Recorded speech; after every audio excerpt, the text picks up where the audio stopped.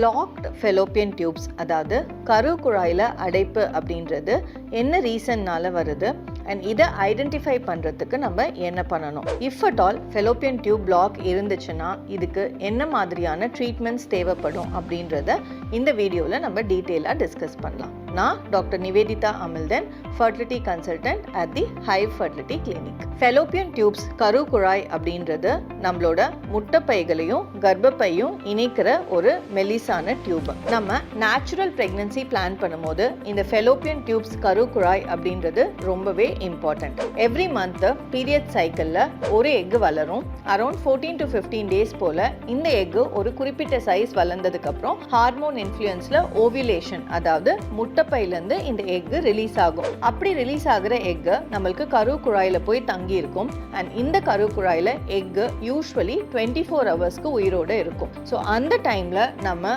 கான்டாக்ட்ல இருக்கும் போது விந்தணுக்கள் நம்மளுக்கு கர்ப்பப்பை வழியா சென்று அந்த கரு குழாயில தான் எக்கை சேர்ந்து கருவா மாறி இந்த கரு நம்மளுக்கு கர்ப்பப்பையில வந்து பதிஞ்சு வளருது. ஸோ இந்த எக்கும் ஸ்பெர்மும் சேர்றதுக்கு கரு குழாய் பிளாக் இல்லாம இருக்கிறதும் ஹெல்த்தியா இருக்கிறதும் ரொம்பவே இம்பார்ட்டன்ட். இந்த கரு குழாயில அடைப்பு எதனால வருது அப்படின்னு பார்த்தீங்கன்னா, first common reason infection. And இதை நம்ம சரியான ட்ரீட்மெண்ட் எடுக்கல அப்படின்னா இது அடைப்பா மாறுறதுக்கு வாய்ப்பு இருக்கு. ஸோ நம்மளுக்கு கர்ப்பப்பையில இன்ஃபெக்ஷன் இருக்கு அப்படின்னு கண்டுபிடிக்கிறதுக்கு மோஸ்ட் ஆஃப் த விமென்க்கு ஒரு சில சிம்டம்ஸ் இருக்கும். சில பேருக்கு அடிவயிறு வலி இருக்கும், எக்ஸசிவ் ஒயிட் டிஸ்சார்ஜ் இருக்கும், பிறப்புறுப்புல இச்சிங், இந்த மாதிரியான ப்ராப்ளம் இருக்கிறதுக்கு வாய்ப்பு இருக்கு. இந்த மாதிரி உங்களுக்கு சிம்டம்ஸ் எதுவும் இருக்கு அப்படின்னா இமீடியட்டா நீங்க டாக்டரை கன்சல்ட் பண்ணி இதுக்கு தேவையான மெடிசின்ஸ் ஆர் ட்ரீட்மெண்ட் எடுக்கும் போது கருக்குழாய் அடைப்பு வர்றதை நம்ம ப்ரிவென்ட் பண்ணலாம். அண்ட் ஒருவேளை இந்த மாதிரி இன்ஃபெக்ஷன்ஸ் ட்ரீட் பண்ணாம இருக்கிறது மூலமா ஒன்ஸ் கருக்குழாயில பிளாக் வருது அப்படின்னா யூஸ்வலி இதை நம்ம கிளியர் பண்றது ரொம்பவே சிரமமா இருக்கும். அண்ட் செகண்ட் காமன் ரீசன் கருக்குழாயில அடைப்பு வர்றதுக்கு ஒரு சில பேர் அவங்களாவே ஃபேமிலி பிளானிங் இந்த மாதிரி சர்ஜரி பண்ணுறது மூலமாக நம்மளுக்கு பிளாக் இருக்கிறதுக்கு பாசிபிலிட்டிஸ் இருக்குது. ஸோ இப்போ நம்மளுக்கு கருக்குழாய் பிளாக் ஆயிருக்கு அப்படின்னா இதை நம்ம எப்படி கண்டுபிடிக்க முடியும் அப்படின்றது ஒரு காமனான டவுட். ஜென்ரலி கருக்குழாய் ஓப்பனாக இருக்கா இல்லையா அப்படின்னு பார்க்கறதுக்கு 3 விதமான டெஸ்ட் இருக்குது. அதில் ஃபர்ஸ்ட் சிம்பிள் டெஸ்ட்டு SSGன்னு சொல்கிற சலைன் சால்பிங்கோகிராம். இது ஒரு கிளினிக் செட்டப்லேயே பண்ண முடியும்.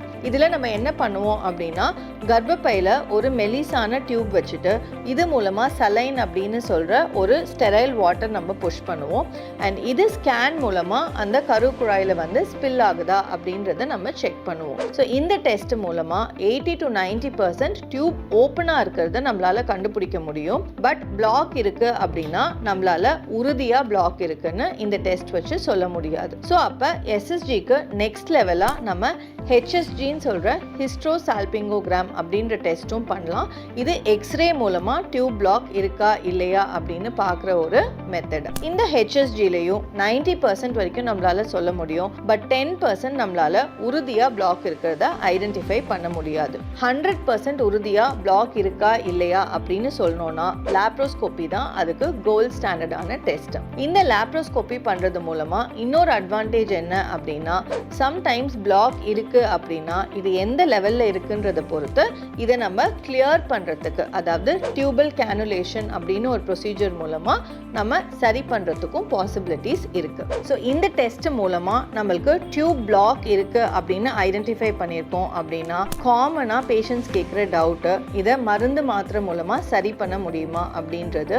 யூஸ்வலி டியூப் பிளாக்கை நம்ம இன்ஃபெக்ஷனுக்கான டேப்லெட்ஸ் எடுக்கிறது மூலமா ப்ரிவென்ட் பண்ண முடியும். பட் ஒன்ஸ் பிளாக் வந்ததுக்கு அப்புறமா டேப்லெட்ஸ் மூலமா இதை கிளியர் பண்றதுக்கான பாசிபிலிட்டிஸ் ரொம்பவே கம்மி. அண்ட் இந்த மாதிரி டியூப் பிளாக் இருக்கு அப்படின்னா மோஸ்ட்லி நம்ம ஆர்டிஃபிஷியல் ரீப்ரொடக்டிவ் மெத்தட்ஸ், அதாவது IVF, டெஸ்ட் டியூப் பேபி, இந்த மாதிரியான ட்ரீட்மெண்ட் முறைகள் எடுக்கும் போது நம்மளுக்கு பிரெக்னன்சி வர்றதுக்கு வாய்ப்பு பெட்டரா இருக்கும்.